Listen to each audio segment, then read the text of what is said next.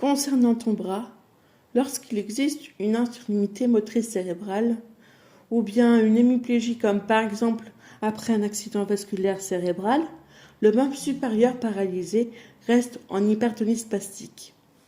L'épaule est fléchie contre le tronc, le coude est fléchi, le poignet est plié et les doigts de la main sont généralement pliés contre la paume. Ok. Pause. Petit rectus facial après cette description très médicale de mon bras gauche. En fait, l'image que j'ai en tête, c'est une partie de la chorégraphie de la danse des canards. Ou alors, j'ai encore mieux. N'aurais-je pas un petit tronc d'arbre en guise de bras qui n'a pas reçu assez d'eau à la naissance pour bien pousser, et de ce fait, mes doigts seraient des feuilles qui essaient de trouver de l'eau dans le sol? Non, sincèrement, l'image du petit poussin jaune est bien plus drôle à vivre. Croyez-moi. Il faut dire que depuis toute petite, le corps médical a essayé de rectifier cette anomalie de la main, mais sans succès. Petite attelle prenant le pouce et les doigts pour les tendre correctement, la petite attelle en est devenue plus grande posée pendant la nuit. Mais quand tu as entre 5 et 8 ans et qu'on t'explique qu'il faut vraiment garder la prothèse un maximum parce qu'à l'avenir, ça me sera bénéfique, eh bien, la petite Sixtine de l'époque n'en est pas vraiment convaincue. Tout ce qu'elle voit, c'est que l'attelle la serre, la gratte et la fait transpirer. Oui, je ne vous explique même pas l'odeur que ça peut dégager. Une odeur de roquefort à en faire pâlir plus d'un. En revanche, certaines personnes ont une paralysie flasque avec un membre tout mou, mais ceci arrive lorsque la paralysie est due à un problème qui touche le nerf ou le muscle lui-même, mais pas le cerveau. Je vous rassure, cher lecteur, je ne fais pas dans le mollusque. Le côté tout mou, plein de bave, ce n'est pas moi.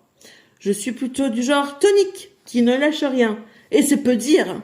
Il m'est arrivé de mettre des objets dans ma main gauche, tels qu'un bouchon de stylo ou mon téléphone, et tout comme la pince du crabe qui ne veut pas lâcher sa proie, j'ai parfois du mal à récupérer de l'autre main des petites affaires coincées dans la main gauche. C'est à ce moment-là qu'intérieurement tu trépignes d'impatience et tu parles à ta main comme à un enfant. Merci, tu m'as été d'une grande aide. Tu peux me le redonner maintenant. Allez, ouvre-toi.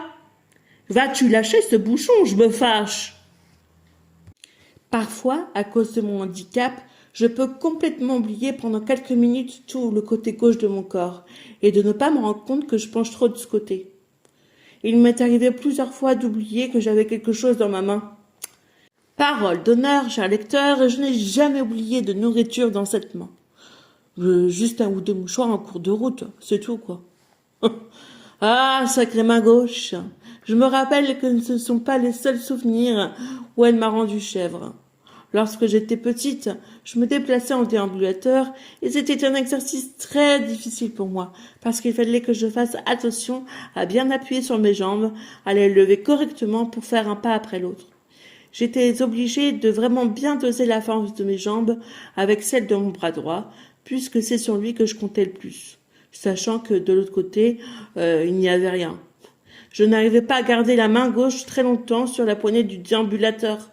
C'était éprouvant pour moi de me déplacer ainsi. Et la kiné qui me suivait à l'époque ne m'a pas du tout rabiboché avec cette aide matérielle. Bien au contraire.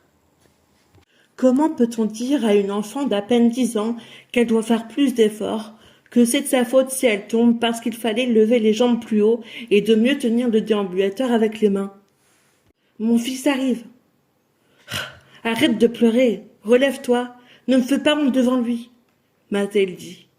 Je venais de faire tout le tour d'un immeuble sous un crachin normand, avec un sol de petits graviers, des mains moites et des jambes toutes frêles dues à l'effort trop intense.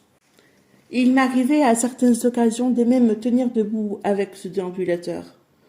Je l'ai même décoré pour le mariage d'une de mes cousines avec l'aide de mon papa. Je tenais à ce qu'il soit en total raccord avec ma robe. C'est dans ces moments-là que je me parlais intérieurement en disant « Vas-y Sixtine, tu peux le faire. C'est important que tu tiennes le coup. Et toi, main gauche, fais ce que je te dis, s'il te plaît. Sois gentil. J'ai besoin de toi. Bon, allez, en avant toutes! Au fur et à mesure, j'ai appris à dompter cette ombre, ce handicap qui est avec moi à chaque instant, afin de faire de ma main gauche la meilleure des complices. Éplucher une clémentine au coin du feu en compagnie de ses cousins. Ouvrir des carambars en pensant que ta mère ne t'a pas vu, mais qu'en la regardant, tu vois qu'elle aussi elle a un carambar dans la bouche, et que tu éclates de rire parce qu'elle rit également. Jouer avec de la peinture, s'en mettre plein les mains et les vêtements. Créer des bijoux fantaisie dans la maison de ses grands-parents.